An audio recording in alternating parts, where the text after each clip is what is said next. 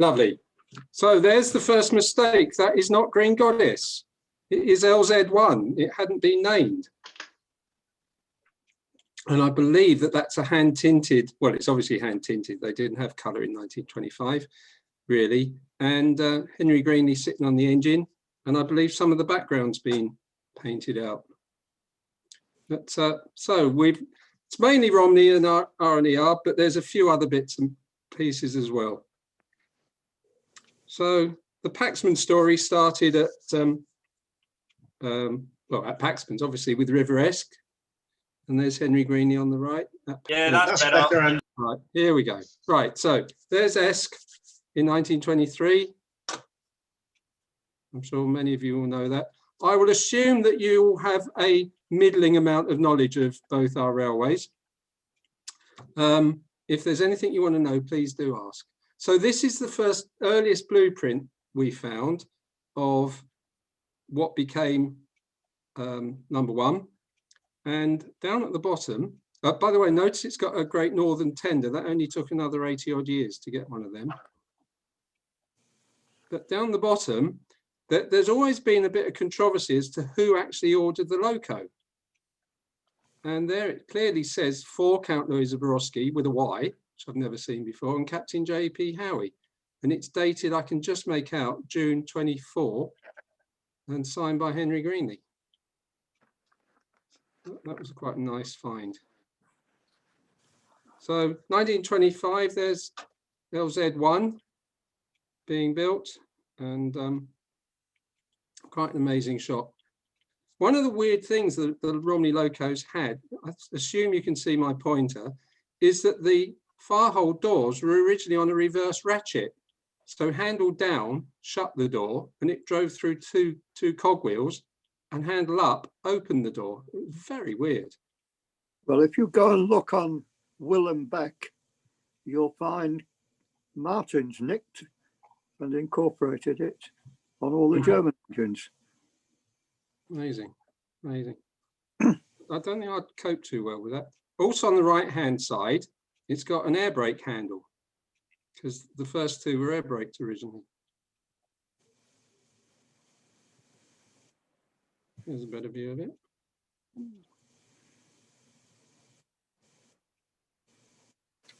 There's Captain Howie with LZ1. And the nameplates were blank. They were brass nameplates. And of course, the RH&DR did not exist at this point. And the tender's blank. There's Henry Greenley, again at Paxman, probably at the same time, I would think. Sorry, Andy, can you just go back one? Yep, of course. Sorry, two.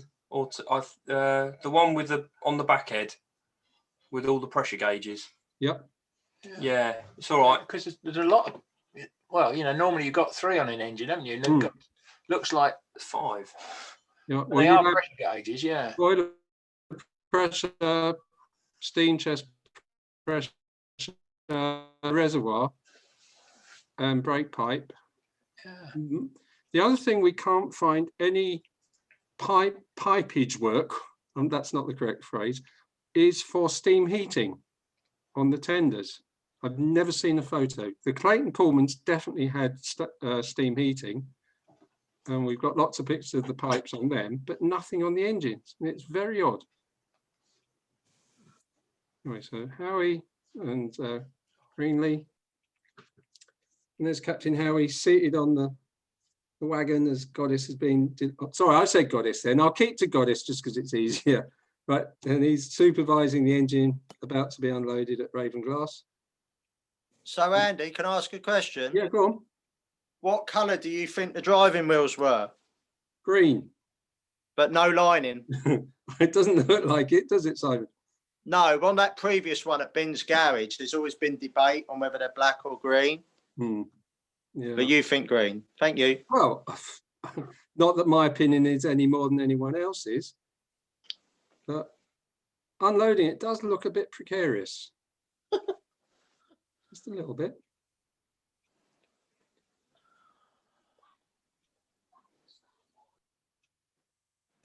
God knows what's going through their minds there. It just is unbelievable, isn't it? I don't think it would be allowed now. You can hear those sleepers creaking as they roll it round, can't you?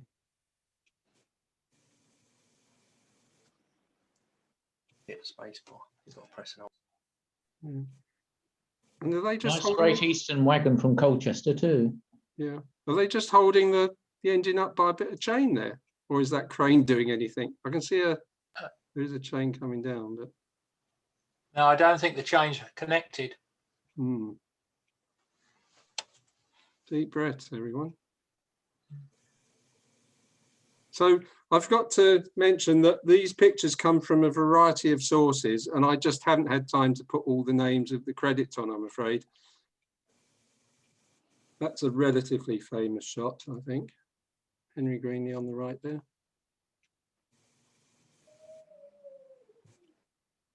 Being hauled by one of the Heywood engines, look. Muriel. Muriel. Mm. As in Sheila of Eskdale. Am I getting confused? No, as in, No, sorry, it's Earth, isn't it? they sorry. met again. Sorry. So I've washed my mouth out with carbolic. Tell you what, I'll have a mouthful of brandy instead. I love that picture, isn't it? Wow. Brilliant. Henry Greenley having a smoke with his pipe, looking quite pleased with himself. Playing peekaboo. You can clearly see no RH and DR.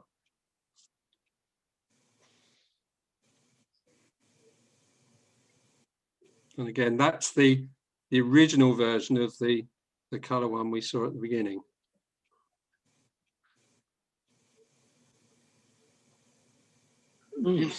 Hugh Simpson was a friend of Captain Howie's. So what's that big boxy thing behind them? Is that a shed or something? I can't quite work it out, this thing. Go on. I think it might be to do with ballast unload. You know, I wonder if that was a ramp. Maybe. It was an oil tank. Oh, Somebody set fire to it. Simon will have an elaborate story of what went on with Mrs. Hilton's cat. Oh yes, what the fireguard stuff, the cat stuck to the fender. I'm sure all sorts of things went on in the 1920s that one of the new gang, Tom Jones, recorded. Anyway, so on we go. So here's all Howie's chums. Howie's on the footplate. There's only 5 names, but 6 people. But I was talking to Paul Ross recently about this photo, and he's not sure that the names that were on the back of the card that I took this from are right, or the order's correct. So can't really go and ask them now, can we? Well, one theory is Snell got it wrong. Well, that wouldn't surprise me. Very good at dogma. Yes, indeed. We have several alternative names on this particular picture. Some of them we know are wrong, and some we believe are wrong. That's Dave talking. Yeah, thank you, Dave. Well, I put these few in, and they don't really show much new about the loco, but it's just nice to see Ravenglass all around the track and the buildings.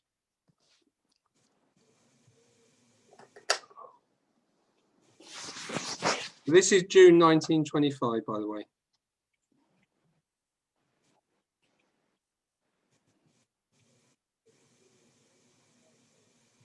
And I'm assuming this is Urton Road. Yeah. It doesn't look like it might have been that warm, judging by the fact that they're wearing coats.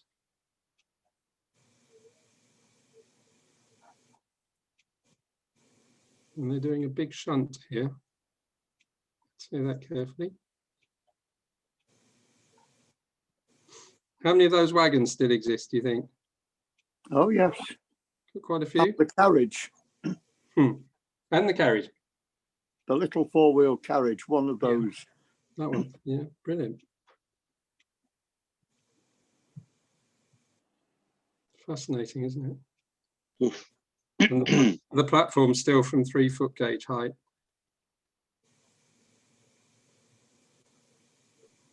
No pilotman with him. Oh, actually, no, I've just seen it. Is that a hat? I don't know what I can see there.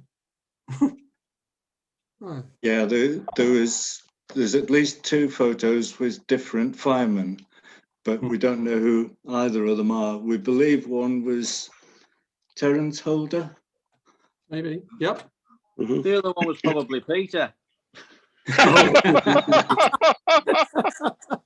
Just had his long service award. That's a more famous shot, of course. Yeah, that's definitely J.A. Holder, who's leaning over doing the oiling, because Right. we've got pictures of him elsewhere. So Right. that helps with the names on the collective picture. Excellent. Excellent. Now, although these 2 pictures are 46 years apart, I'm assuming that's the same bit of wall, because that's Northern Chief in 71. No. It's not the same bit of wall. No, sorry. Okay. The one that Goddess is on is the embankment above Dalegarth Cottages. Mhm. The one Chief is on is the embankment below the cutting, or what is now the cutting. Okay. That's probably why there's no mountains in the background on this other one of the Goddess. That would explain it. So after LZ1 had done its tests, it went back to... Andy, could you go back one shot? Sure. Mm-hmm. Just looking, somebody said about a translator wagon. I'm just wondering what's coupling the 2 together. What, there? Yeah. No. That's your department up north, I'm afraid. I would imagine what we would call a bent bar or an L bar. They'd have invented something like that, and they would have used something like that quite a lot, because the Haywood vehicles kept their couplings for a long time, and there was a total mixture, just as is on the railway now, between a Lincoln pin and the Haywood flapper types. And the wagon would have had a flapper, or a flapper unit, should I say. Mm-hmm. So, yeah, so the loco went back to Paxman's, where by this time they decided on the RH&DR as the location, and they named it Green Goddess. So this is back at Colchester.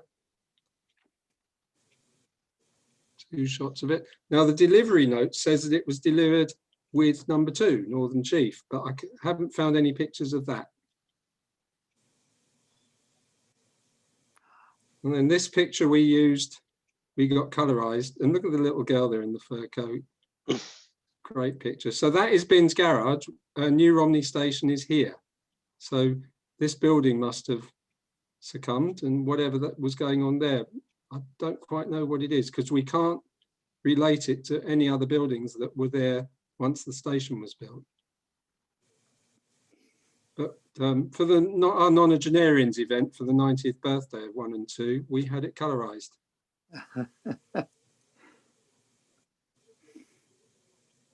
What's the sort of orientation, Andy? Is that parallel? Are those tracks parallel to what is now? We're getting terrible feedback from someone. I can't quite hear whatever someone's saying.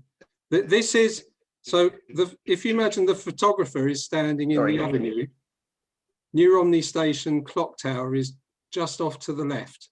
So that field is now the car park behind the loco. And this funny building is roughly where I would say the turntable is now, but sort of that sort of area. So the second visit of note was when Typhoon, on its way from Paxman's to New Romney, stopped off at King's Cross. And I've got several more photos to show you later on when we all met up at the Bluebell Railway in 2017. But that's at the end for those of you who stay with us.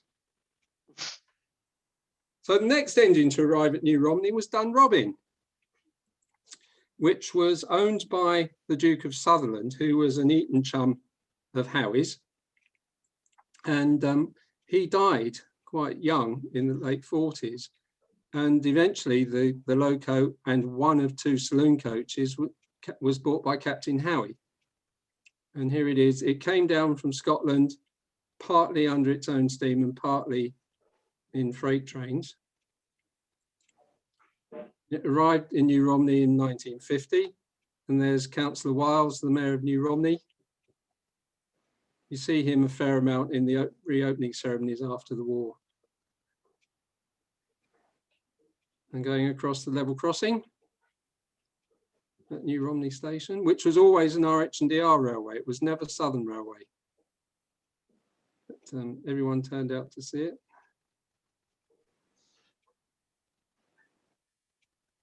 So that's roughly, I would say, we're just at the top end of where the overall roof is now.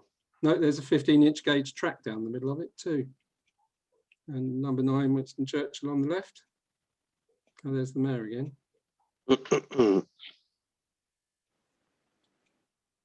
And they built a shed for it just down beyond the current erecting shop. They're in the long room to get by there. You wouldn't want to get stuck. And of course, the coal then was delivered by rail and had just been thrown off a wagon. Looks like quite a bit of dust in that. And there's its shed. This is the only picture I know of with all 4 Ashford-built tenders together. And Southern Made is in the process of being painted from bright number into French grey. So that dates it to 1959. But there's the Nissen hut that Dunrobin lived in.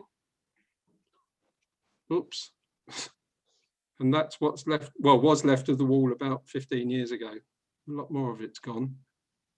But if you go round, you can see this brickwork still the same. And a view from, the views from the footplate looking up towards the station. And then when Howie died, his wife decided to sell the loco. Excuse me a sec. And by this point, New Romney goods yard had closed, so they had to extend the daily trip engine from Lydd Town down to New Romney to come and pick the loco up and shunt it from our siding over into the specially reopened goods yard, and it was loaded onto a Pickford's wagon and taken away onto Pickford's lorry. You can just see the flagman on the right there. And there's a class 33 just visible on the left. Oh, what year was that? 64. Thank you. 64.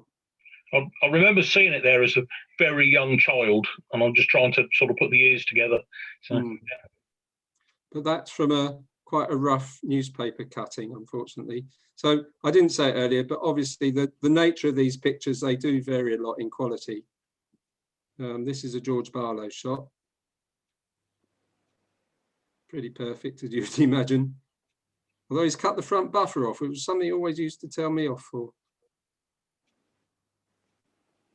And a colour shot too. That's the old water tower in the New Romney station. The Southern Railway, not ours.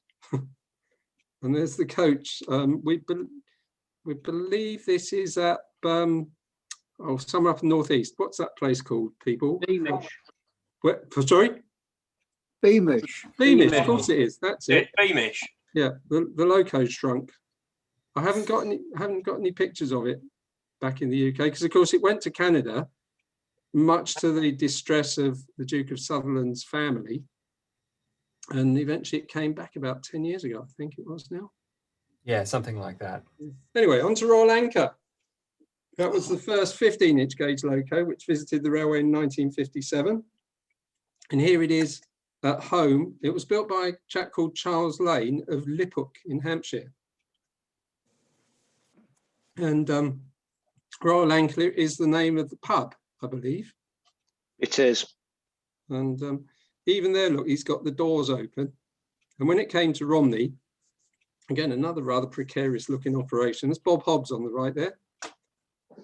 And that's just at the bottom of the bank outside New Romney Station. So that's the home.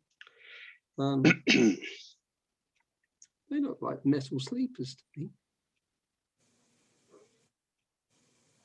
Yeah, so it managed to take one coach to Hythe, and they had to take the doors off the thing to keep it cool. And that's Dymchurch water tank. Oh, the clock's going again. Sorry. The interesting thing is there that there's Dymchurch siding, which is still there, of course. And if you look on the ground around where the water tank and the signal box were, there's still bits of broken tile and broken bricks where they were just demolished and left to fester. But it did get to Hythe. And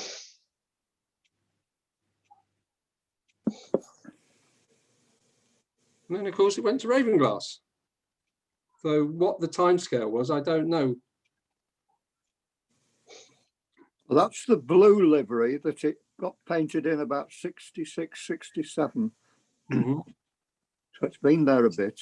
Yeah. If we just go back a sec, it's lost its vacuum brake pipe.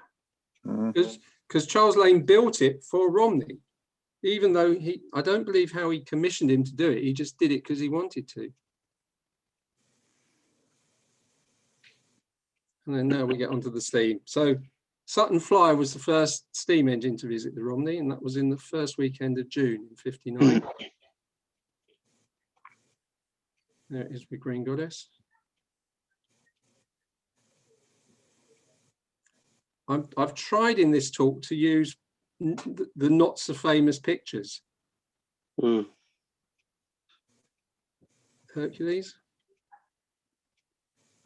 Of course, that's Captain Howie's bungalow, red tiles behind. One of the biggest mistakes that I think the management made in the 60s, they sold red tiles off for £2,000. But it kept the railway going up until the consortium bought it in '72. So what do? You're on the signal box, of course, with the Haywood vehicle behind it. Incidentally, the building there is our old paint shop, which should have opened last July as our new interpretation centre. And so that's had to wait slightly. Made it to Hythe as well. Step up buffers on the back, I see. Yes, indeed. There is a DVD of this whole visit and of the San Hutton Railway. I paid about 18 quid. If you Google it, you'll probably be able to find it. What's the SMR, Andy? Sorry, say again? What's the SMR? Sand Hutton Miniature Railway. Cheers. Sutton Miniature Railway. Oh. Sutton was somewhere else. Oh, no, I've got the name wrong. Of course it was. Yeah, okay. What are the two tracks coming in above the front buffer beam? That is the overrun. I'm just trying to orientate myself. Yeah. I don't think we're looking at it from the normal view. I think that's the overrun. It's about half. Yeah, look, there's the dirt from where it would normally stand. Okay, yeah. Yeah. Miles off centre then, if it's in the process of turning. Yeah. I don't think it was very heavy. There it is with Hurricane. And the railway was running a normal service as well, so it went out late in the afternoon. And there's a group of pals, George there.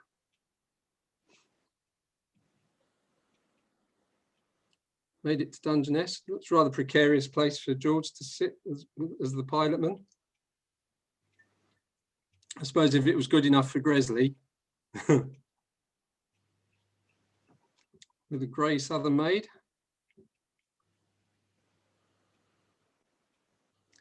And then loading it back up. So I can just remember the base of that Nissan hut being there. So that's actually the avenue, and Bin's garage is just about there. It's far more rickety like that, doesn't it?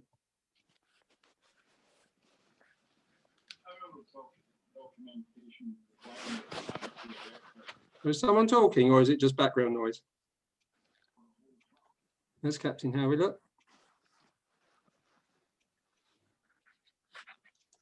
Red Gauntlet. Again, anyone know any closer when this is other than 1960s? It was early in 1967, I think. Okay. There's a J Saloon there. Oh, sorry, you weren't supposed to see that. There's somebody in the waiting room and I can't get to them. Oh, Mungo, hello.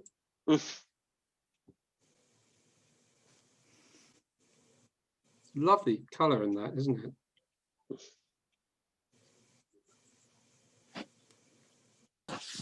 Is it too obvious when I say things like Annette Delgarth? Well, there are quite a few Romney people here, so you might not have yet been there. Only 2 tracks, though, look. Oh, I thought there were 3 at this point. There you go. No, the 3 disappeared in the early 30s.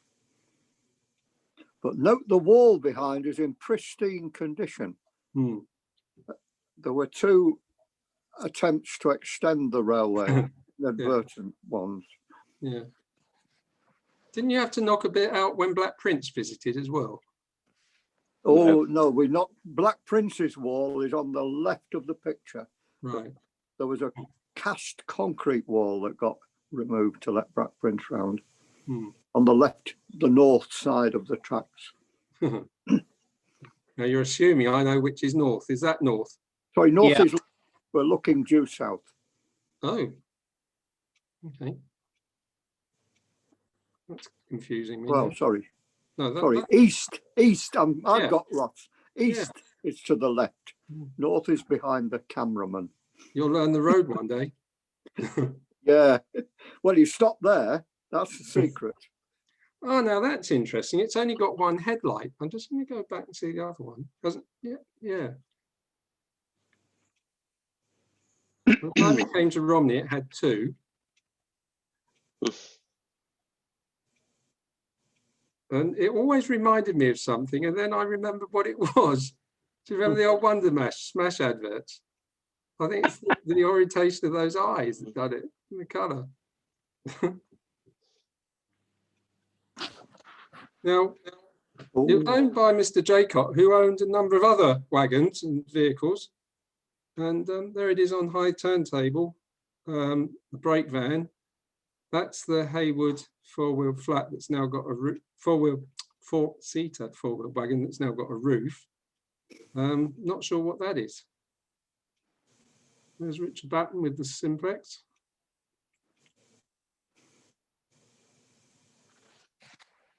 Then we had a number of visitors in quick succession, including this Cagney. That's at New Romney High Level Station, which is now where the concourse is outside the cafe. So part of this is under the shop, but that's the original terminus. So, Andy, sorry to disturb you. I'll just post in the chat now. There's a link to the video of when Sutton Flyer visited the Romney. The video is actually on YouTube, so I've just put it in the chat now if anybody wants to save that and watch it later if they've not seen it. Lovely, thank you.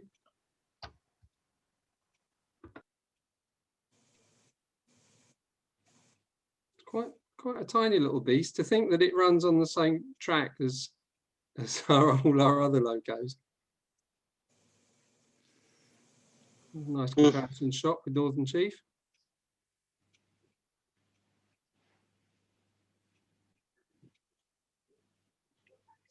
And Dr. Sin. Did it come in from overseas, that engine, the Cagney? Good question. I ought to know, and I can't think at the moment. Anyone else help? Cagney's obviously an American make. I believe they made about 100 of them. There's one I saw 16 years ago in Allaire State Park in New Jersey. But that's the only other time I've seen one in the flesh. I believe there's one at Bredgar, isn't there? Bredgar and what's it at Maidstone? Bredgar and Wormshill. That's the one. And there was one or a same type of thing on sale from Preston Steam Services for a while. Excellent. That particular loco, Mr. Brooks, Laurie Brooks's machine That's the man. has been in this country since the turn of the century. Right. The last century, the previous one. There were possibly 4 in the country at that time before the Bassett-Lauk engines got steaming round. Right.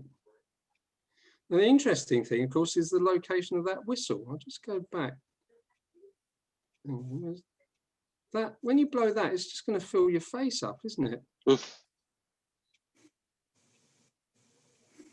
So again, it managed to get to Hythe. There it is at Dymchurch.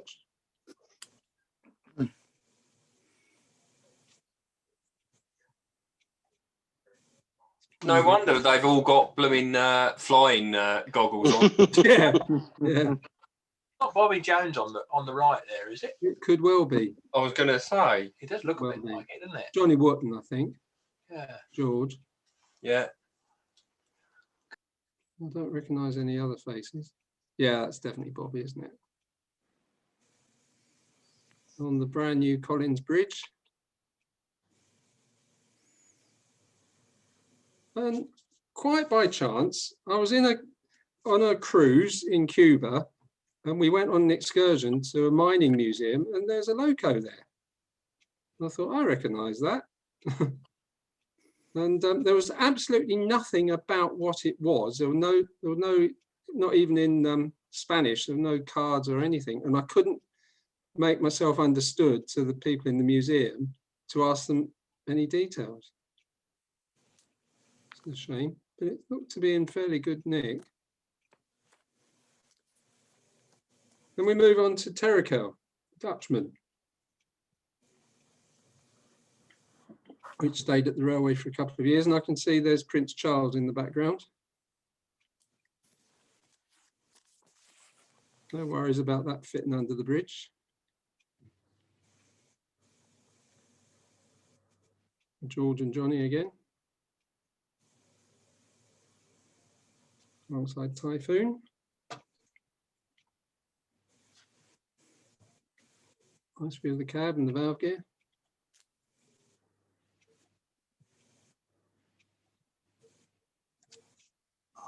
Have we got many in from Bure Valley? No, that's a shame. So Tracy, there's a few from Fairborn. Evening Fairborn people.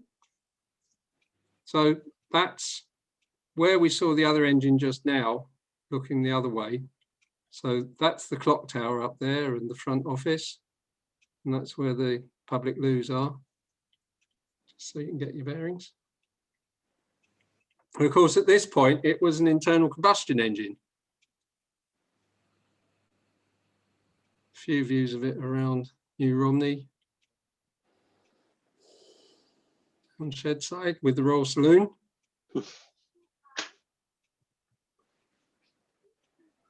Again, it made it to Hythe. Northern Chief. Because it came back disguised as Thomas.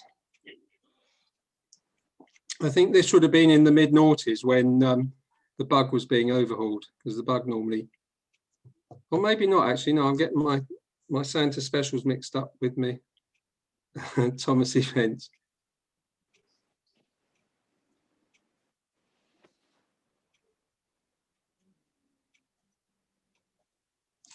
There's Sir William on the footplate of Prince Charles. That's at Romney Sands, or Madison's as it was then, before the passing loop was put in.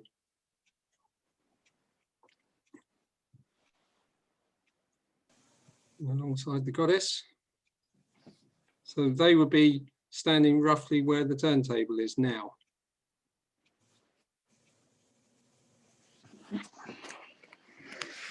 And a selection of non-Romney engines outside Romney Shed.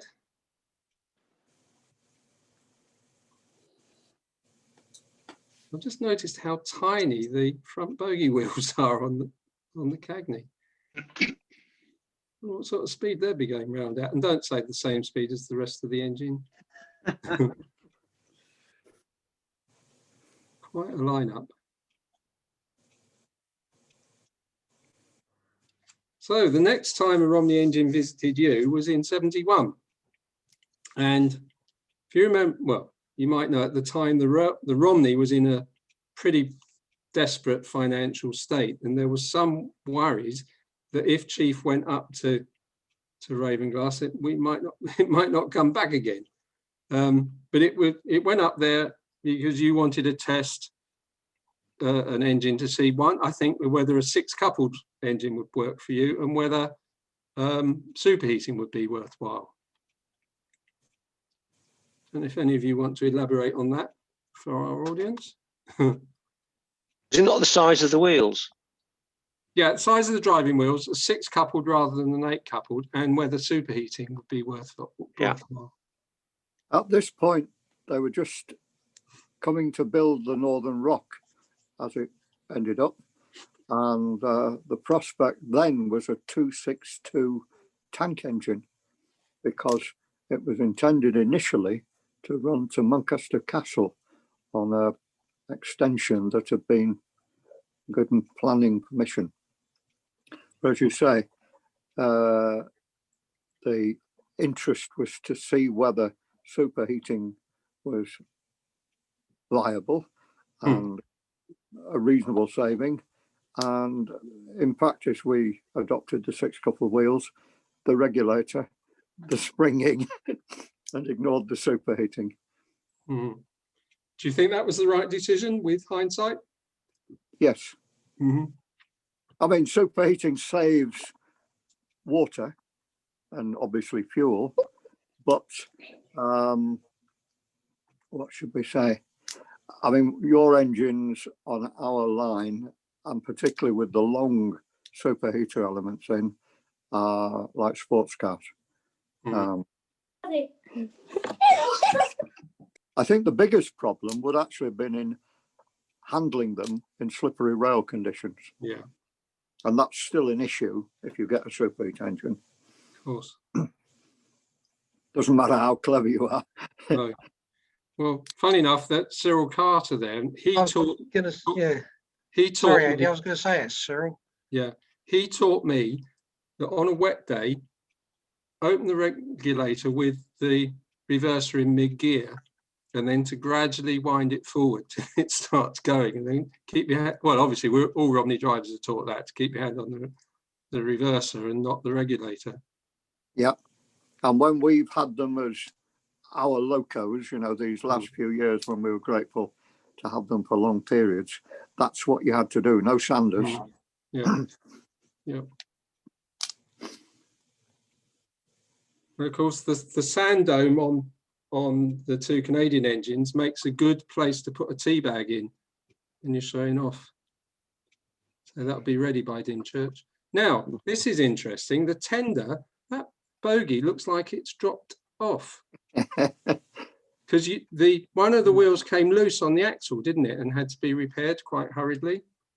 And I think a disc pair of wheels was substituted for the spoke wheels. Yeah, one moved on the axle in not quite the first run, but some of the trials afterwards. Off it goes. Is it coming back? It certainly got to you, okay.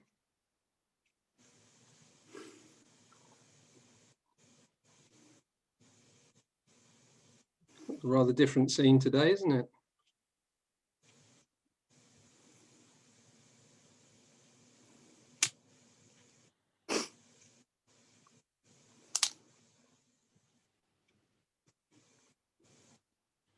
I was only 11 at the time, so if anybody wants to take up the story here, you're more than welcome. So originally it used to fit on our turntables then with the original tender. Yeah. It did in 1925 and it repeated, you know, no problems, just plenty of space. Just I think this particular picture will be the narrow gauge gathering. I'm actually looking for some faces that I would recognize, but they tried to recoup some money. I don't know why they actually ran it literally at the end of October. I think it was a desperation to get something there before the Romney whatever it turned into, because while they were there were different people. The consortium seemed to get their act together. Was it Richard North? Richard North, that's right. Certainly, within the time scale that the loco was there, there was this atmospheric transformation between, as you say, would there ever be a Romney, Hythe and Dymchurch to go back to we think we've got something. Yeah. Well, I'm sure I've told many people this, but the following February, on Valentine's Day 72, the consortium signed the deal to buy the railway. My first niece was born and I won 25 quid on the premium bonds. It was quite an amazing day for me. There's a few colour shots as well. Now, contemporary reports say that the weather was atrocious. So I think colour with the sun out was relatively rare. I took one trip into solid mist, I would think, with Terry. Yeah, that's Terry Waywell, who was there as its driver. And George, of course, went and he gave Terry a weekend off so he could drive it. With the Esk. Were you Esk certainly when we travelled on it, behind it, they were looking very much at people chipping in to pay for the fares rather than free travel if you're a society member. And also they were looking as well at trying to get it up there and back in some pretty atrocious conditions. Certainly the day we travelled, we slipped to a stand at Wart Mill with, I think, nothing more than about 5 opens on for some reason. Were you already Esk's driver by then, Peter? No, I was a summer staff driver on the diesels. So, but I lived locally by then and, shall we say, got involved. I wasn't Esk's driver until a couple of years after that. There'll be Glyn Wells driving it probably on that shot. Again, it looks a bit damp, doesn't it? That's Martin Willey on the extreme left-hand side of the picture, acting as guard. Right.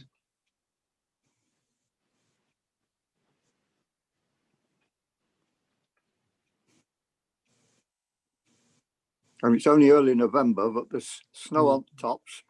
Yeah, let's go back. Oh yeah, yeah. With roll anchor as well. Look. Now the other thing, it was reported in our Marshlander magazine that no pictures existed, and of course they reused the banner that was tied to the tender, but there were no pictures of Esk and Chief double heading, and they were using household coal as well. As you can see, I think it only double headed for one run. That's it. Possibly on the last Sunday. Graham, Mr. Withers. That would be the gathering weekend with lots of visitors from other railways. Indeed. So there they are, double heading.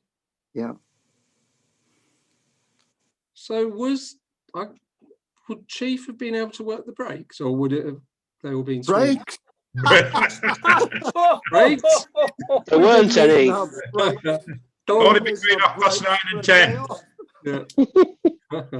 Look at the signal there. Is that just standing there? That's not connected to anything, is it? That was just sitting there.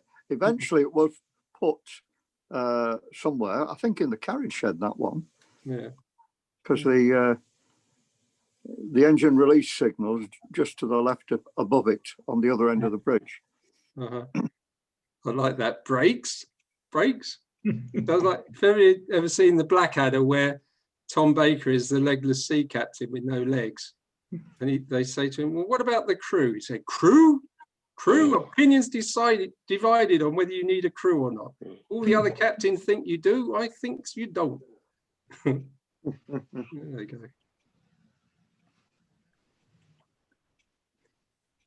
Look at the chimney.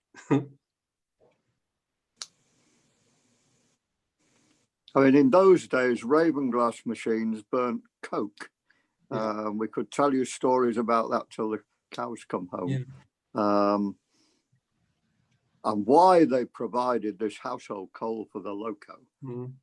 Goodness, sorry for your visiting loco. Goodness only knows. But after that, our lads, when they went to traction engine rallies with their little models, used to come home with bags of steam coal. And about 1980, we had such an awful collection of coke suddenly appeared. The boilers started leaking within days through acid attack, the sulfur in the coke. And we grabbed this box of steam coal, and it saved the day. I think at Romney, the coal shortage was so bad, there probably wasn't any coal to send up with it. Yeah, but I mean, we could have bought some, heavens. True. Just amazing smoke effects, aren't they? George and Terry together. I've noticed, is Oliver Waywell in the meeting? Terry's son. No reply. So 5 years later, Dr. Sin came the next engine to visit, being loaded up there.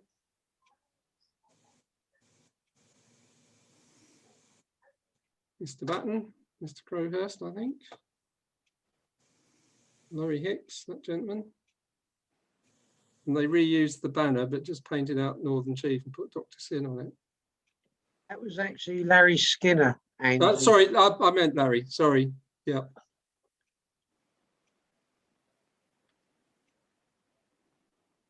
Do it again.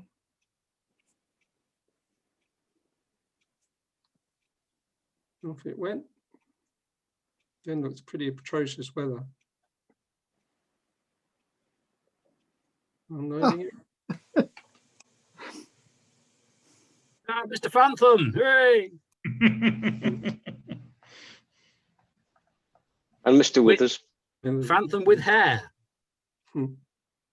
That was when they bent the cowcatcher, taking it off. It's coming up. I mean, that looks like a completely different day, doesn't it? If I go back, then you go to the colour one, it looks much nicer.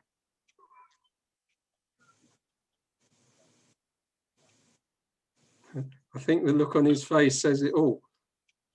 You can see the cowcatcher's bent there now. Yeah. The front wheel had come off and was riding on the top of the rail, and somebody put a bit of large timber and started battering it, and the paintwork, poor Peter Smith was didn't want to say anything because he was the guest, but imagine that was probably the piece of wood.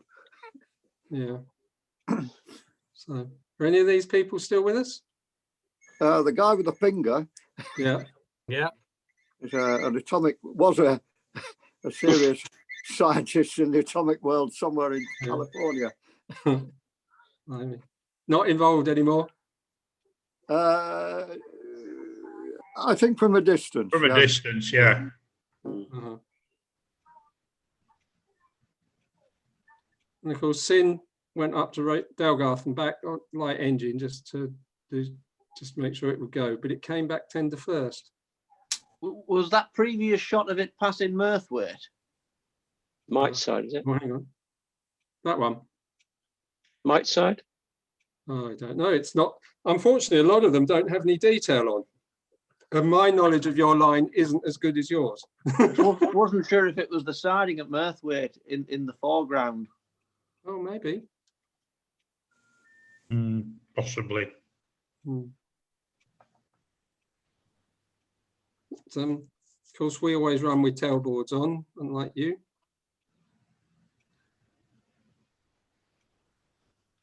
I'm always fascinated by that. You'd think the Railways Inspectorate might have picked up on it over the last X years.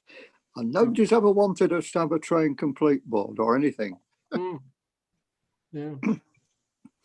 Does the guard count the number of coaches at the beginning and end of each trip, or is that just a nice to have? Well, you count them before you go into the loop, don't you? You write down each carriage number on the randa board, so you Right. know what you're taking with you. In theory. Yeah. Right. Intriguingly, Welsh Highland Festiniog don't run with tail lamps. They regard Yep. the fact that the vacuum's connected. We've got everything. Of course, now we have a little clip in our Lincoln pin couplers, and that was adopted after Graham Withers got to Urton Road and phoned down that he thought he got 2 fewer coaches than when he set off. So I was sent out to go and look for them, but told, go round the corners carefully. They might be coming back towards you. Yeah. Who's that gentleman? Is he one of yours, or is he a visitor? I think he was a visitor to do with Little Giant. It's not Tommy Tate, is it? Could be. Doesn't look like Tom Tate to me, but he would have had a gang because the loco was at a place called Haswell at the time, had its own little railway.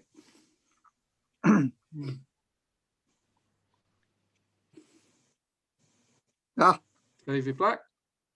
Now, is that Sean or Katie? I can never tell one from the other. That's Sean. Sean. Sean managed to tow Rose and Cavalier and 8 coaches from Eskdale Green to Urton Road. Wow. Did it have any fire left in the box after doing that? Sorry? Did it have any fire in its box after doing that? Oh, it kettled away. The trouble was the only coupling we had between one cow-captured engine and another cow-captured engine was a length of rope from the Urton Road shed. So we knitted it between, I am not joking, between the 2 cow-catchers. And then David said, if I'd have known it had got no water on the firebox, I don't think we'd have done that. There wasn't background to the story. Let's leave it at that. Easy way to know the difference between the Sean and Katie is the air reservoirs on the tender on that only appears on Sean. Right. Get your bloody haircut, lad. Easy.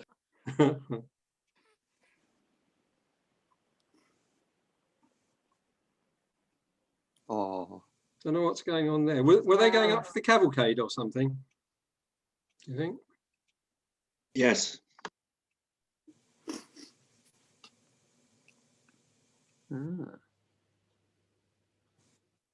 Not got a tender behind.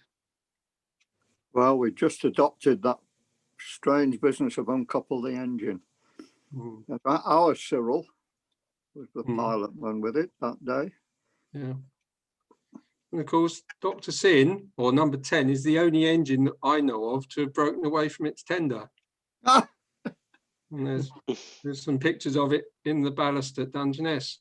Apparently the driver was accelerating away from Greatstone and the tender pin came out and the engine accelerated away, obviously on Big Jet on the brake, before he realised what had happened. And he's sitting there in the tender. Andy? Yeah. I thought wasn't the regulator box the other way round, and instead of shutting the regulator when it sort of parted company, he actually opened it? He might well have done, because both the CPRs were right-hand regulators rather than our standard left-hand. Well, that's what Arthur Binfield said. Yeah, could well be. And he was there. Yeah.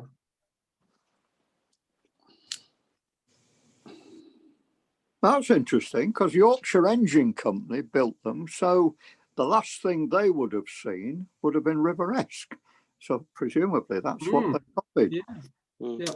It's interesting to know why, because the frames and cylinders were built at Paxman's, then how he changed his mind about having English engines and had all the bits brought back to Romney, and then they were shipped off to to Yorkshire. So I don't know whether perhaps Greenlee was friendly with the people at Paxman's and how he had other ideas. That's another story we'll perhaps never know. Andy, in that picture, has it not got pull type regulators on both sides Yes, of the cab? has by this point. It was rebuilt in '64, and the regulator box, which would normally be horizontal, I don't know if you can see it there, is vertical. But Churchill survived in that form a lot later, didn't it, with a right-hand drive? Yeah. It wasn't changed to left-hand drive till it was overhauled in '99. Wow.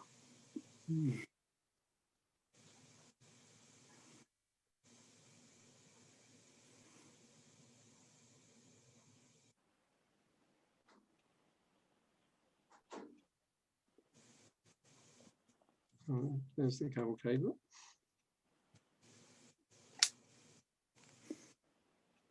What was that? One of the engines from Bressingham in Road 2 there as well, in front of Sean. That's Rosencavalier. It's Rosie. Yeah, from Bressingham. Yeah. It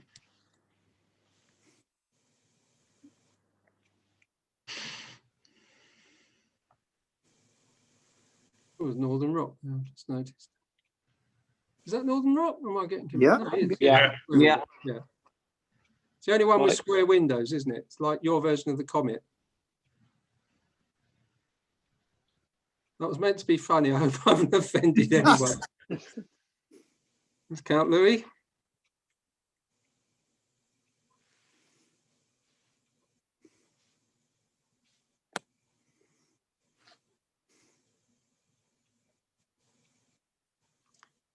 My first get-together was in 1979, and we had a little ride behind your new diesel, Lady Wakefield. Robert Payne on the left there. And some of us idiots decided to get off at the crushing plant and have a walk round there, and you all buggered off without us. And it was, well, you can see how cold it was.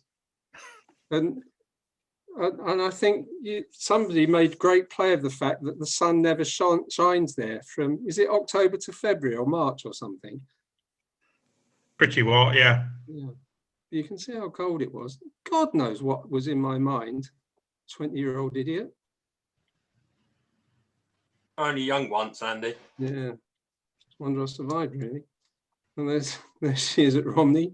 So it came down, I believe, to test whether diesel haulage would be any good for our school train. And Well, it was actually built to the design. I think Neil Simpkins had done some basic design on what would end up as your engines. Yeah. And we grabbed the design, made the bits, and actually built one. And when it was put together, the shape of the cab was technically to go through your tunnels, which it just about did with ballast, I think. There was one occasion it shouldn't have gone through one of those. Did one have a more restricted clearance? Yeah. Well, was there a minimum weight for the driver as well? Does the driver have to be over 15 stone to make it fit? But, interesting. Anyway, it got dragged through the tunnel and modified on one occasion, I believe. Yeah. There's a couple of interesting bits of Romney history there, in that that's the base for a tall lattice post semaphore signal there.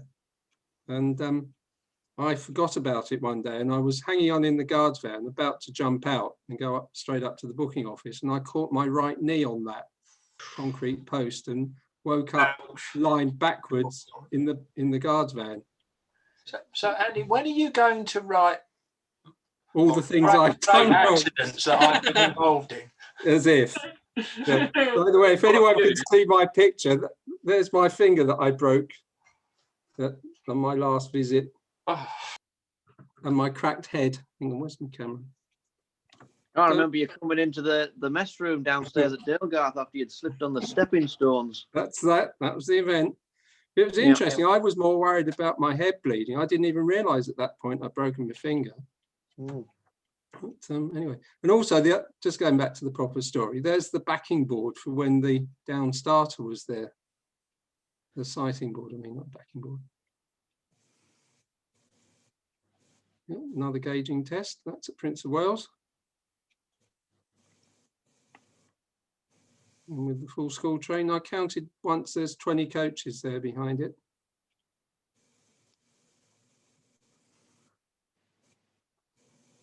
With the mite, this is 1980.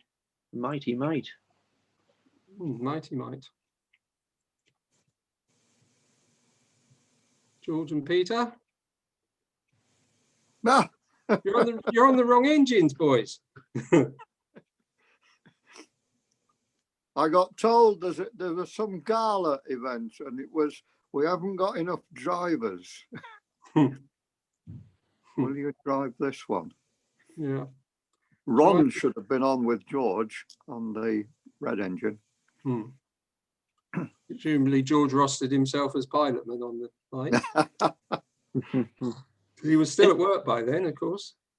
Retired for another 2 years.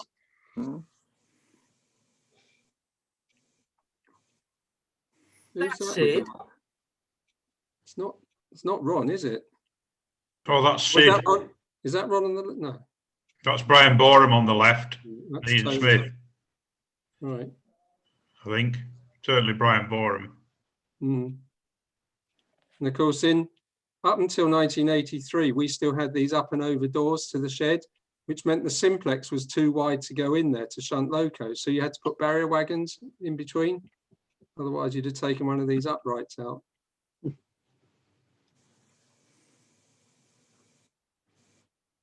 Black print on the left.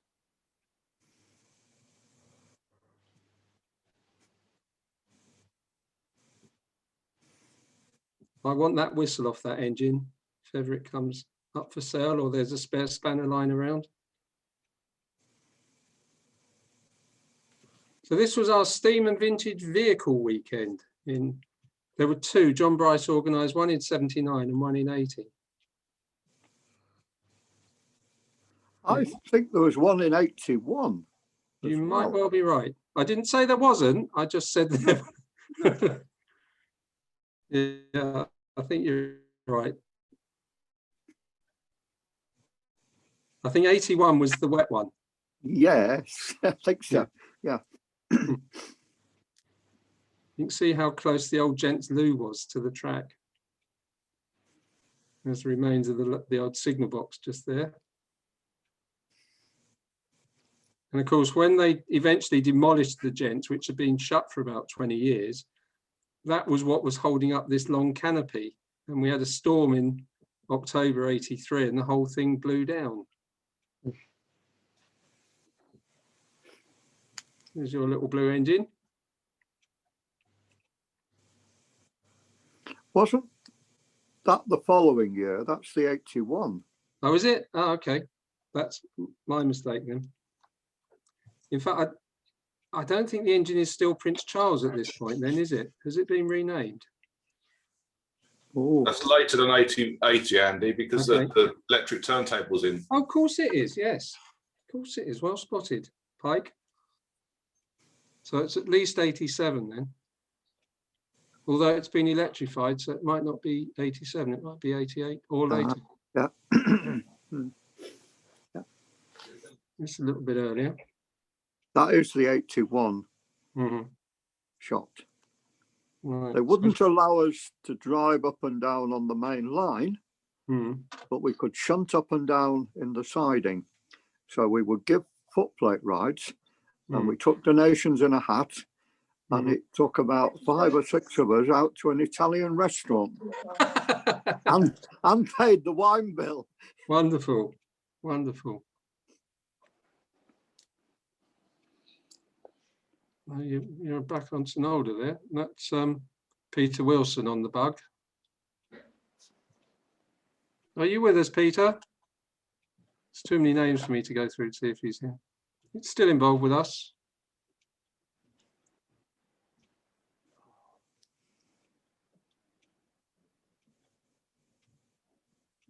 This was the cavalcade. And Peter, I believe you've it doesn't look like it in that picture, but you had Keith Davis with you. Oh, there he is. That's Keith, yes. Yeah. Keith Davis, who wrote the definitive histories of both the railways. If you go back one, it was Martin Cookman. Martin Cookman with the bobble hat on. Right. Yeah. Yeah. So did you swap over halfway or something? Or is it a different day? No. Well, maybe, did we do more than one parade? Oh, you I may can't- well have done. May I well have can't done. remember. It's a long time ago now. It's 40 years.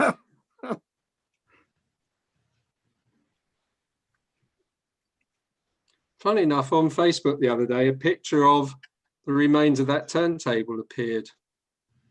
Looking pretty sorry for itself, just dumped on a bank back at somewhere on the L&B.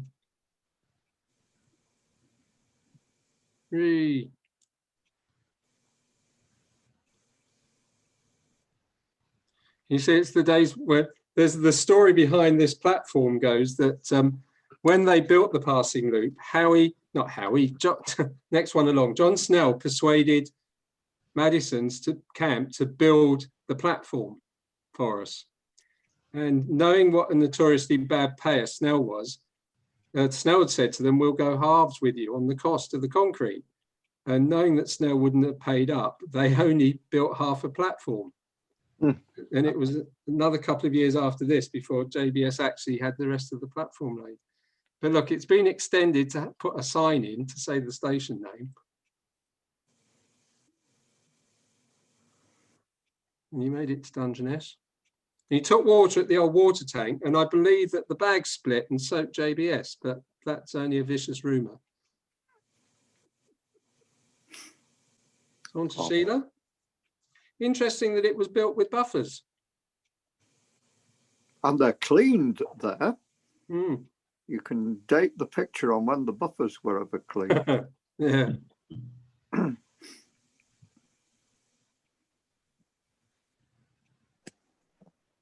It's just a little bit plain in just that one tone blue, isn't it? It could have done with a bit of lining or something, maybe. Still got buffers. And by the time it came to Romney at first, it didn't have any buffers.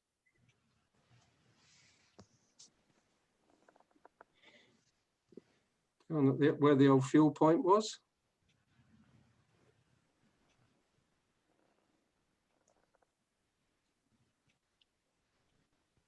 Double heading there with Dr. Sin. What sort of era are we in there, Andy? This is early 80s. So it was down at the end of 80, I believe, and stayed till about 83. Mm-hmm. I love this shot. I don't know why, but it's just, I think it's just the views across the marsh and everything with Red Gauntlet.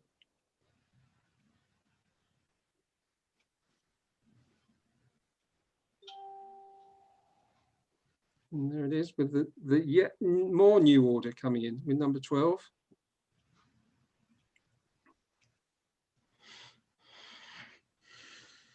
And they did a double-header train together. I see buffers on those. Pardon? Yeah, she's got buffers. Yeah, because she was working the school train on her own for a couple of years. It had a false buffer beam made up. And given that we're obviously in a crowd of dedicated nutters, history lesson, the buffer beam was cut out of the surviving plate for the main frames of that current Princess Pacific that was started in the 1930s. Yeah. That was one of those projects that Howie had started and then changed his mind. I think that was Bullock. Mr. That's Bullock. right. Yeah. And poor Bullock lost a lot of money over that because Howie was quite mean with him. Yeah, Romney Venture, that was it. Around half-mile curve.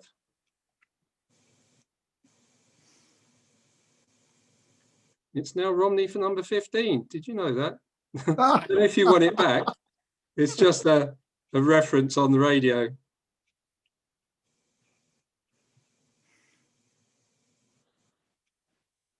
I think they were talking about putting that engine in number 14. No, I'm joking. I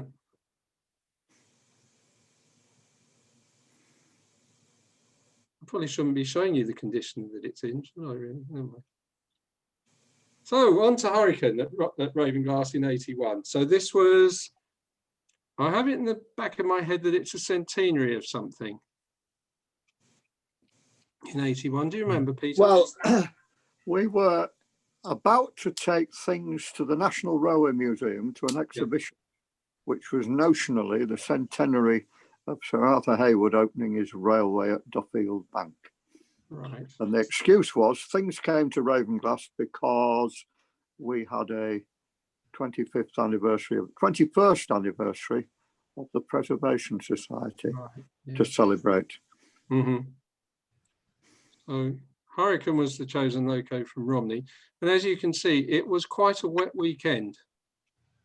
And I was asked to go along with the association's sales stand. And I was given the dunny out in the car park as my location. I had the Thunderbox to sit on. But my God, it was so bad that I actually gave up trying to sell things and just went out for a train ride because there was just nobody about that wanted to buy anything from us anyway. It poured down, Andy, and there's a viewing tent above the engine shed at Ravenglass. Yeah, it was quite wet. That's Alan Brown there, Alan Bryce, sorry, that's John Bryce's son and Richard. I think that's Andy Mills, maybe. Was that the double header with Esk? Yeah, there you go.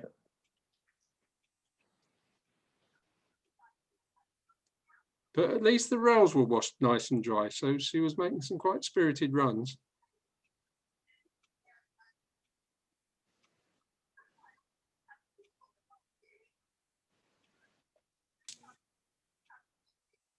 There's the three Romney drivers that went there with it. So Richard Batten, John Bryce, and Andy Mills, known as Sooty.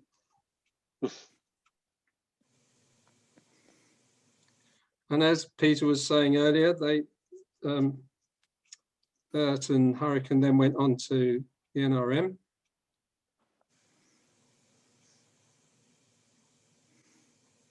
Lovely weather now, the bloody weekend's over, isn't it? Wonderful. It's improved about 4 o'clock on the Sunday. Yeah, yeah. And interestingly, you can see where the prevailing wind on those trees is from as well, can't you? I couldn't find one overt in the NRM, I'm afraid. Well, it's just to the left in front, but it was all... Was it up there? Oh, no, it isn't. Yes, it's on the front of the little Hayward train. But the NRM ladies of design wanted the engines in particular places to a fraction. And we had to maneuver them in without dropping them in the old turntable, which had a very thin footway across. And we hadn't bargained for it, to say the least. We got lengths of track, we got a roller and a sheet of steel. And we managed, you said about it was precarious taking Green Goddess off a wagon in 1925. Well, we had Green Goddess and River Earth at different times balanced on this single 2-inch steel roller with a bent track panel. And if you got it right in the middle, you could push it round with a few people. Unfortunately, we were still assembling things. But it was all designed to happen in the morning of a Sunday when the museum was closed. They opened up, apparently, while we were still assembling. And then when we just got everything in position, we got a round of applause from the people on the gallery behind us. Wow. Problem was we had to move Columbine out of the way. Yeah. You remember Dr. Coyley with his large pinch bar? Yeah, he didn't see us on the other side, and he pulled on the pinch bar and was amazed that it moved about 6 feet. Well. So here's, excuse me, number 11. Probably the most furthest travelled, I would think, on a tour of Japan. With some of our open coaches as well, I hadn't spotted before. But I think this was after it had come to you in 82. I think I've got these in the slightly wrong order.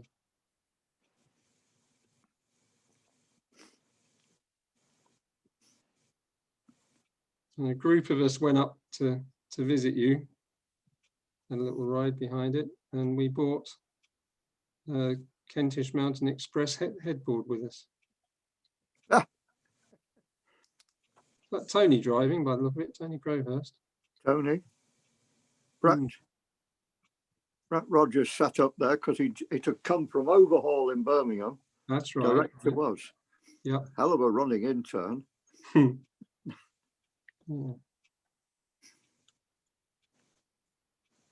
how tight that is on that turntable. But it fitted in those days. Yeah. Yeah, we made it fit. Didn't you G-clamp the tender to the engine or something? I remember reading somewhere.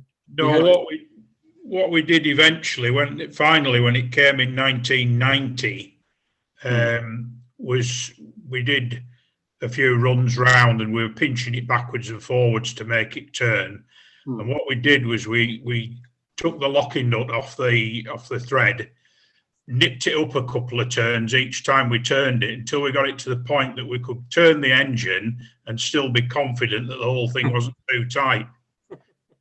But you had to. Ronnie was driving it one day and he was turning it at Delgarth and he had to set it back half an inch to clear the flanges, and he dropped the back bogie on the concrete. Got so fed up, went and had a brew, came back out, put it back on, and turned it all in one blink of an eye. Brilliant. But on a 40-minute turnaround at Delgarth. Brilliant. So when did the footbridge go? 2002. Right.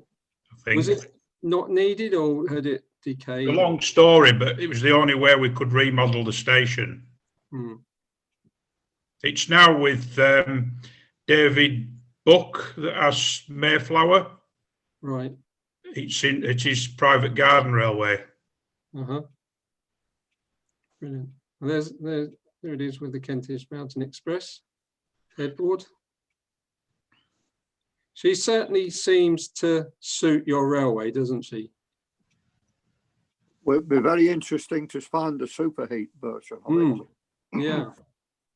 Big cylinders, small wheels, and superheat. Might that happen shortly, do we think?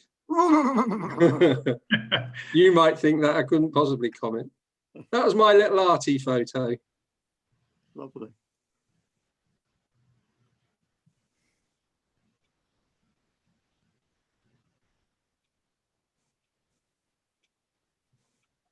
That's Bonnie Dundee, I believe, isn't it? Yeah. 2 number 11s. Oh, yeah. Good point. I'm sure we would have said that at the time. Well, again, it's 39 years ago now. That's Fisher Ground. How good's my road knowledge? Very. Yeah. Excellent. And this, I believe, is where we were saying, I hope he goes in the other track. They're used to passing on the left. Is that your only, as I would say, wrong road passing loop? Yeah. And don't ask the reason we adopted it, because it's too long for this evening. Yeah. Go on to Liverpool, the Garden Festival in '84. Which I believe the original plan was to run the trains the other way round, but it proved too steep or something. I think that was Gateshead. Oh, was it? Oh, right. Yeah. But Go on, sorry. River Ert wasn't supposed to be at Liverpool. We were only initially sending Sheila and our rail car. And your the bug, although its tractive effort was interesting, it wasn't up to doing what they'd hoped it would. No. And with its old regulator as well, it would have been even more of a handful. And the river literally was coming out of an overhaul, and I think he'd been retired. So again, a splendid running in session. Yeah.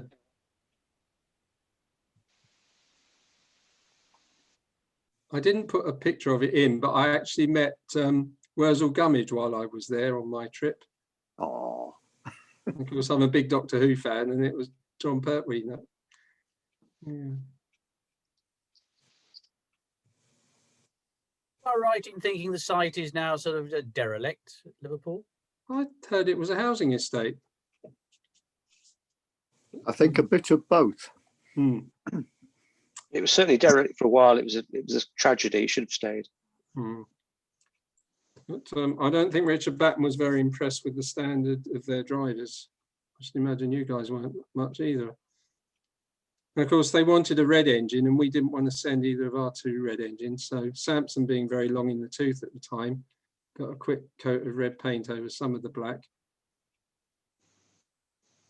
But she's still a bloody good engine, even run down. And of course, she's our second Royal engine. There's Richard and Roger Marsh, with Bet and Phil.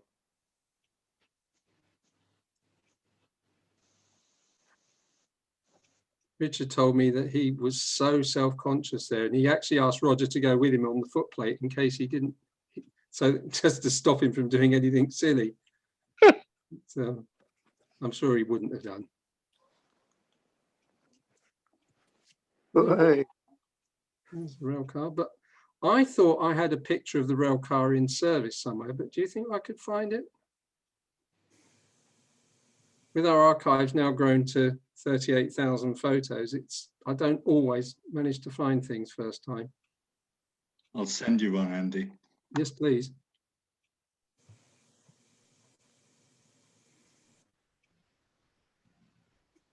It was quite an operation. I must admit, I just turned up without sort of writing ahead or phoning ahead, and I didn't find them very friendly. Obviously, it was summertime; they were very busy, but that nobody really wanted to talk. It was just you got on at one station, and then you all had to get off at the next station. They wouldn't let you anywhere near the sheds.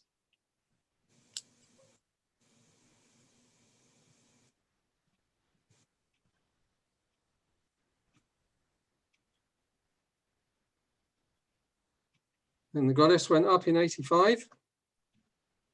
How are we all doing for time? Everyone okay? Yep. Yep. How many's in the meeting? 2. No. Oh, we're still up at 54, so they can't be doing too bad. Graham again.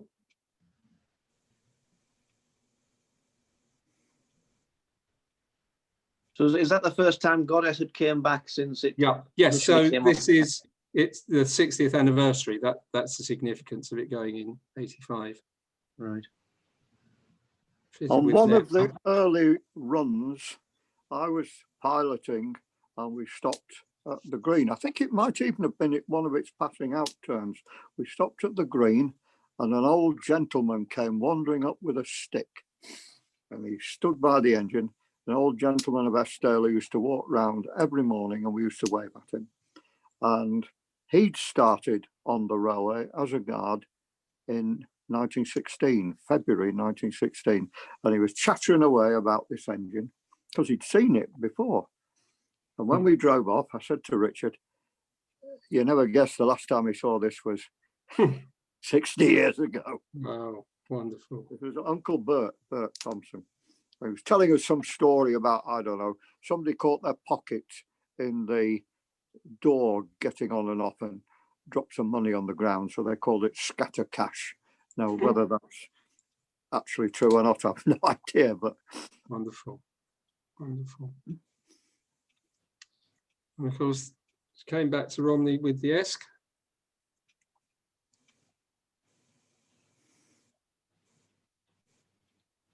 Of course, that tender is now behind the chief. That was built with when the Goddess went up there for overhaul to TMA in '83. It's a nice comparison between the two cabs, isn't it?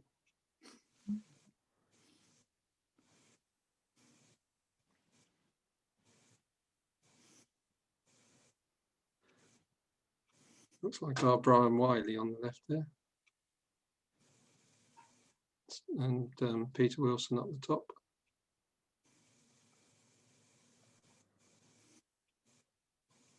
Those newer style low loaders look a lot better, don't they? Get the rear axle out of the way and you don't need as big a ramp.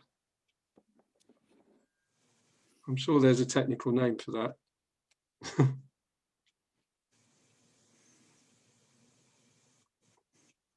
Peter Lewis, I don't know if any of you remember him. He was our special events organizer for a number of years.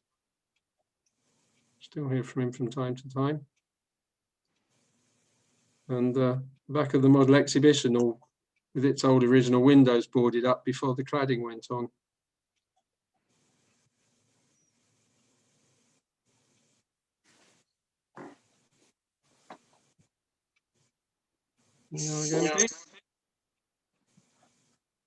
Now, when the Goddess uncoupled, Richard managed to injure his fingers, and so George had to take over.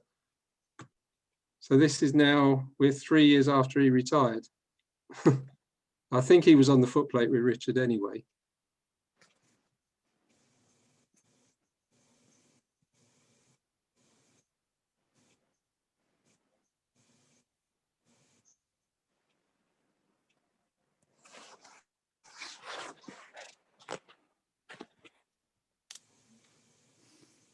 Now, this was the first time I'd been on a treble header, and I was the guard on the train. But what I didn't know was that the two drivers, which were Andy Mills and Richard Batten, had decided at a given point to shut off and let Peter do all the work on his own. I don't think you knew, did you, Peter?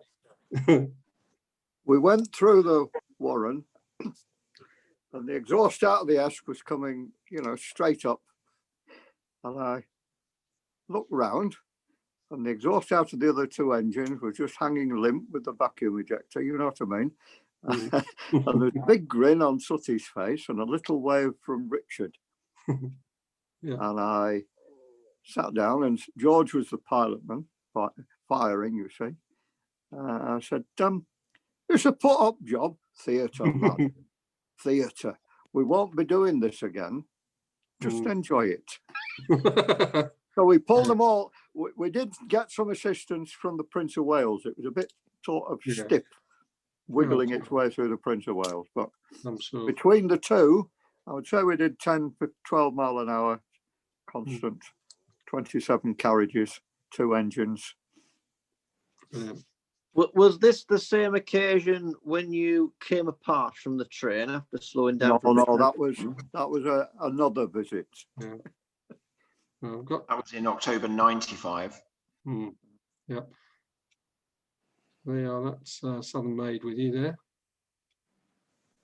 And the unused crossover that was put in 1980 when there was talk of either moving to Devon or singling the line from Romney to Dymchurch. But as far as I know, it never got used, thank goodness. With Hercules. Can't put a name or I don't know who that is. But I think this is later. Would this be the 95 visit? Don't know.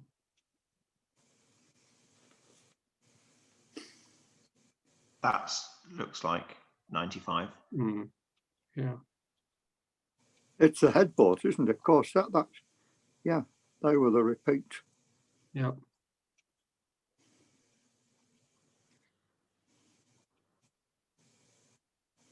And the parallel running. That's definitely 95 because of the colour of the bar car. Yeah. When we got to Hythe to make up the trains for the parallel running, it had been a bit slippery. So I went in the little workshop and said to Tony, can you just do a little job? because the Esks sanders have been disconnected to put the vacuum ejector in. So we managed to get one side sanding working with some tinkering. So when we came to set off, we put a bit of sand down and we went round the reverse curves and we were away. But poor old Richard was slithering to start. And by the time he caught up with us, he was travelling. Did he take some catching up with after that? Yeah. And of course, that's the field where the steam and vintage vehicle rally was, we saw earlier. And our P-Way depot. I want to say our new P-Way depot, it's 18 years old. He's on the left here now. And it looks like you must have combined the train when you got to Romney to go through to Dungeness. Can't really have a parallel run on a single line. Actually, hang on a minute. Is that a different headboard? Yeah. Yeah, that's the. I presume that'd be the first one. Yeah. No vacuum pipe on the front either. And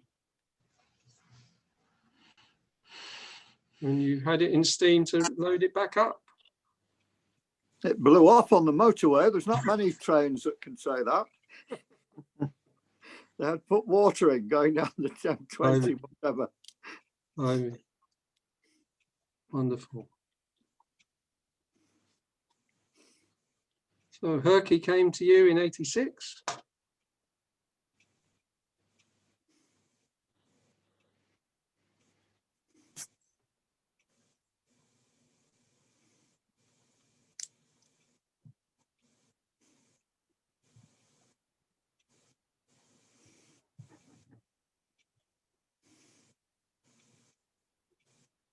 We've got Prince again in 90 with a new look.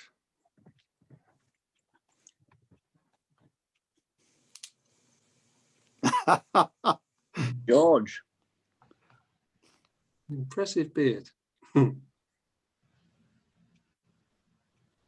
were back to us in 91 with the ERT. That's running around the train at Romney Sands. You can actually see where they've extended the platform that I mentioned earlier.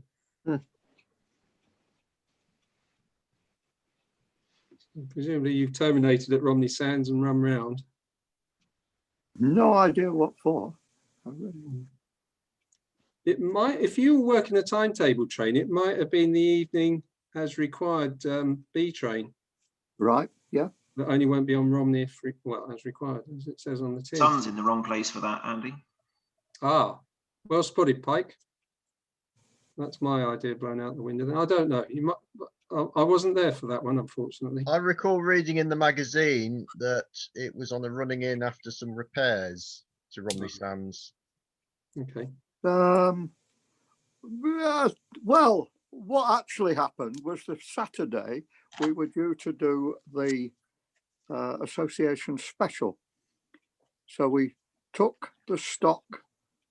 I think the association must have been on at that point, but we took them to Hythe and they went off to the meeting. And somewhere about the sheep bridge, there was a little, this is going into Hythe, there was a sort of knock developed. And you thought, but you thought things. But it eased when you mid-geared the engine. So we gently rolled into Hythe and had a look. And the shims on the adjustable big ends on the left-hand side had nearly all disappeared. There was one left in. So it was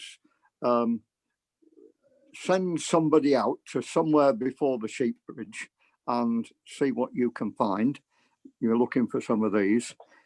Up to the workshop by the turntable. Hello, Tony. And Tony managed to find some sheet and we cut out some shims and then we put them in and we did a little trial out to see if it worked. I tightened up the big end too hard so it was hot. So we eased them off and then did another 200 or 300 yards, and it was all right at this point. So we backed down to the stock in the station, and the association were just coming out of their annual general meeting. So it lasted just about the right time. And then we set off and did the circuit. So I'm not sure there was a other trial run, if you know what I mean. It was get on with it.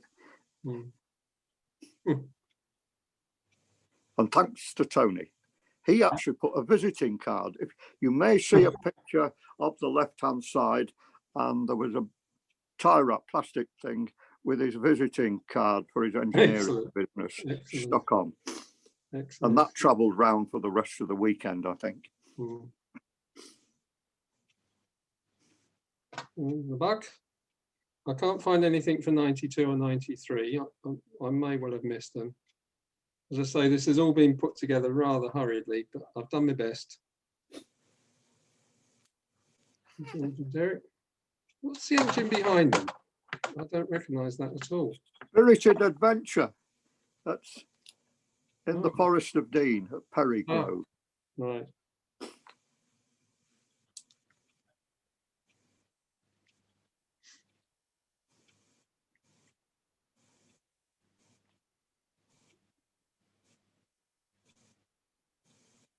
Stamps in 96.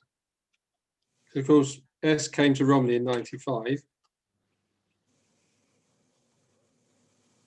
Don't those original tenders look good? Agreed. So she just had a bit of an overhaul at this point. They'd finally got round. It was the last engine to have its handrails still at boiler midline. Andy, sorry, have they got longer tenders on them now? Yeah, they're Great Northern high-sided ones. Yeah. There's a couple of shots later on, if you're still with us. And they also put the smoke deflectors on. So those smoke deflectors were made for Southern Maid in 55 and were taken off when she was overhauled in 1970. Eric Copping found them in the stores and put them on Sammy when it was his engine in 75. And they ran for a few months like that. And then in 95, they were put back on, and she ran like that right through till the last overhaul.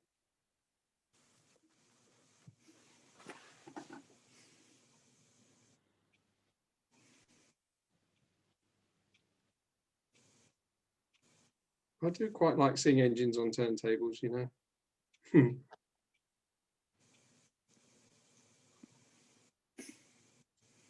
So for us Romney people, where is that? And don't say on the Ravenglass Eskdale Railway. You're coming down towards Muncaster Mill, in the heading towards Ravenglass. So that's the part that we would call Mill Race. Thank you. Mr. Jakes with Typhoon in 97.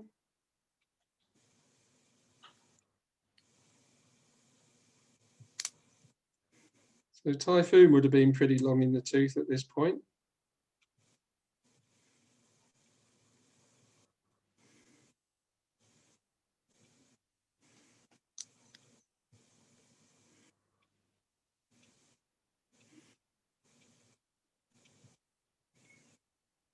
And made the following year.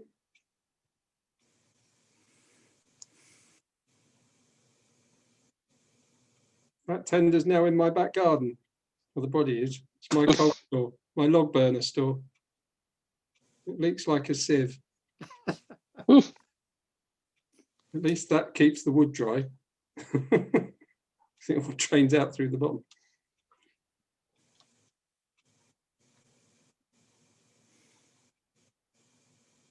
It's the S behind it, isn't it, I believe? Yeah.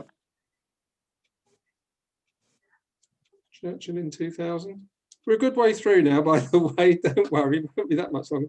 Doesn't look good with red wheels, doesn't it, Romney people? No. Controversial. Yes. When I first saw that, I thought, has he derailed the bloody thing and gone up the platform? Then I noticed the track. I'd forgotten about the siding.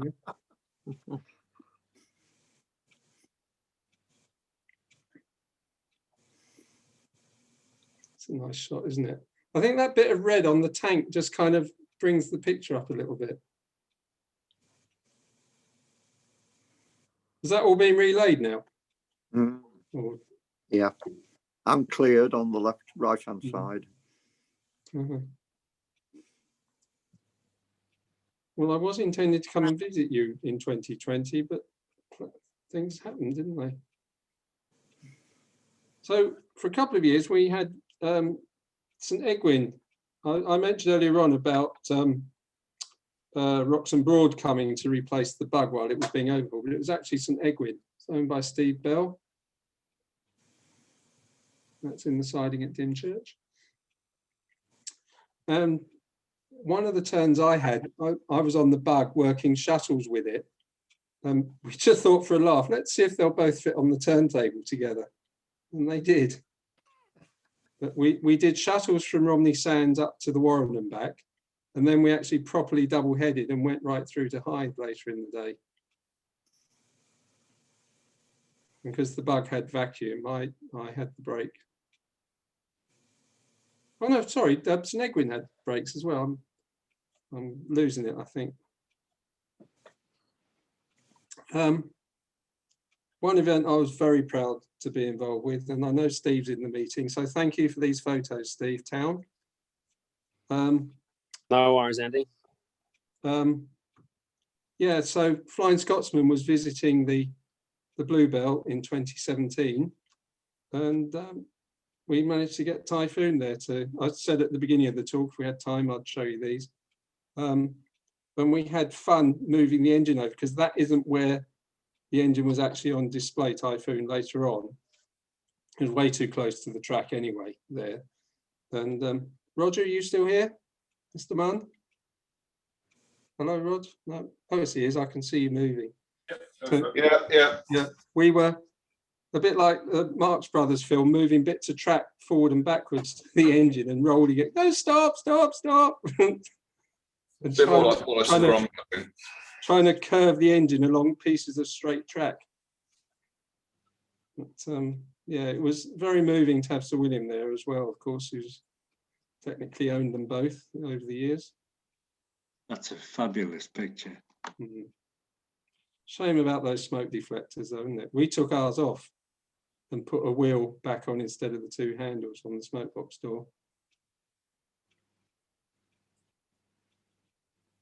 And so we recreated the shot, and why not? If you look, there's my head sticking out there and their driver. And they both are.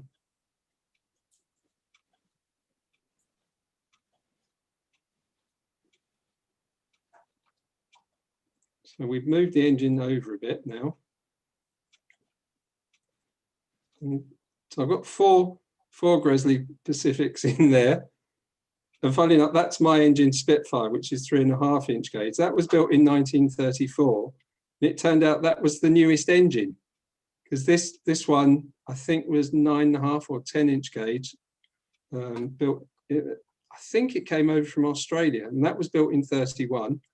Typhoon in 27, and of course, Scotsman in 23, I believe. Yeah.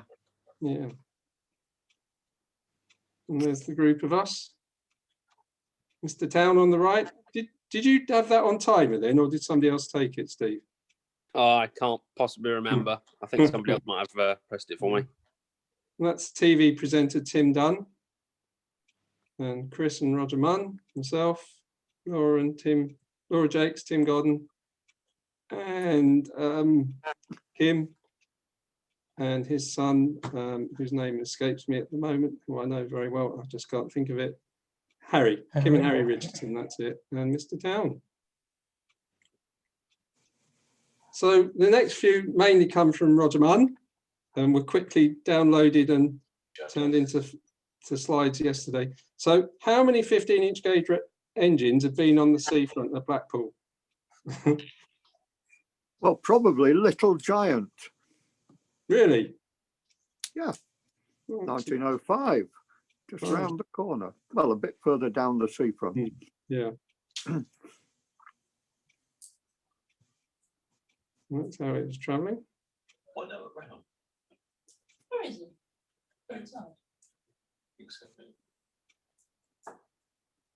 There's a few more from Roger. So there's Herky. You can't quite see, but it's got its Great Northern Tender on it there. This was in its last visit, which would have been 2013, 14. The Simpson. What a girl. Typhoon. Bug again, this was 2 years ago.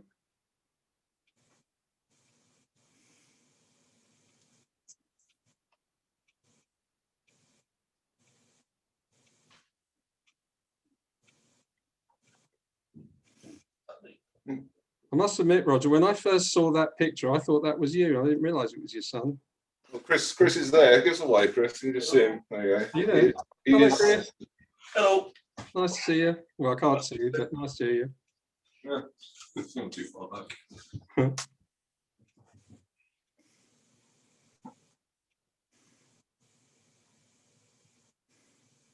Don't do it. It's not worth it. Just checking the back-to-backs on the test run because ours are slightly different to Ravenglass now.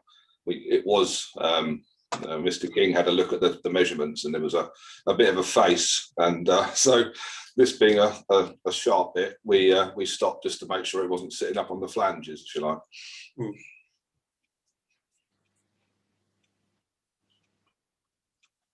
There's a story with that one as well, isn't there, Roger? I'll let you tell. Well, yeah, Ryan and Peter will probably remember because they were in front, and it's a bit of a ride, isn't it?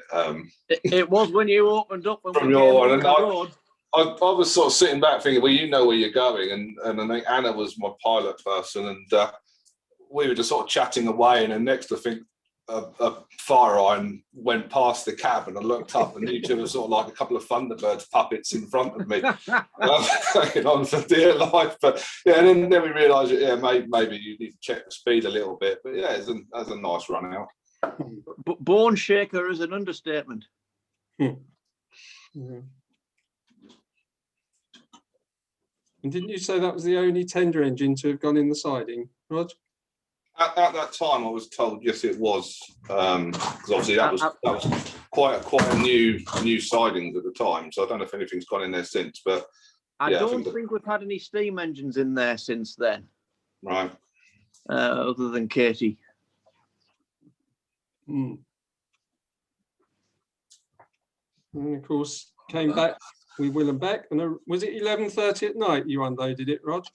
Yeah, so we loaded in the morning, and obviously we was in hot pursuit with the camper van, and the efficient Lawson's driver sort of said, oh, he's going over the top and the long way, and we thought, oh, we'll be okay. And we were sort of, remember, we went non-stop all the way and got to Cambridge Services and just took the first bite of my KFC to see the Bug and Will and Beck going past on the A11. So I thought, Christ, I promised him I'll be there for him. So we then set off in hot pursuit with the camper, obviously towing the hovercraft as well, probably pushing the national speed limits a little bit for that combination. And think, right, and we never caught him, and we kept going. Little did we know he'd turned off at the next services in his lorry to fill up with diesel. So I was chasing a lorry which was now behind me. But yeah, Will and Beck, finally we got it on shed at 11:30 at night. So it was a long old day, but it meant the driver could go off and do his next job, you know. Yeah. I think one of the most bizarre things I've ever seen like that was driving around the M25 and past the Flying Scotsman on the back of a low loader. You know, I thought to myself at first, am I seeing things? Am I thinking too much about trains? Just the Flying Scotsman going the other way. The fever's obviously got too much to. Yeah, I think so. I'd be surprised how many trains you actually see on the M25. There's quite a few. Yeah. It's the time we took the engines Northern Rock and River Mike to Dresden and sort of driven through the night in this clapped out minibus and pulled into some services at 9 o'clock in the morning, and blow me, sort of 15 minutes later enroll the engines on the back of a low loader. Silently through the night because Phantom had put the wrong batteries in the ghetto blaster. So this is one of our chaps. His name is Felix, and he's from Germany, and he came and stayed with us for a year. And apart from the time when he fell off his skateboard and broke his wrist, and then didn't say anything for an hour or so. That was your training, wasn't it? Yeah, yeah. But he came down to the Modern Engineering Society and managed to fall off his skateboard, poor thing. And it wasn't till the break in the film show there that he spoke up. But he made a full recovery and came back for the last few months of his stay. And there the engines are in the shed.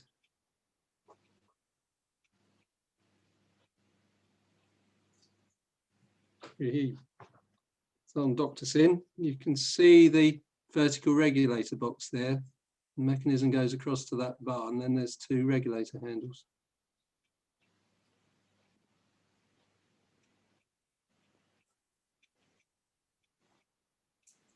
I thought that was going to get a big laugh or a cheer. There we are, there's the last one, Willenbeck, which was the last visitor as far as I'm aware. But, I know I haven't got everything in, but I've done my best. There you go. Hope you enjoyed it. Brilliant. Well done. Thank you very much. Fantastic.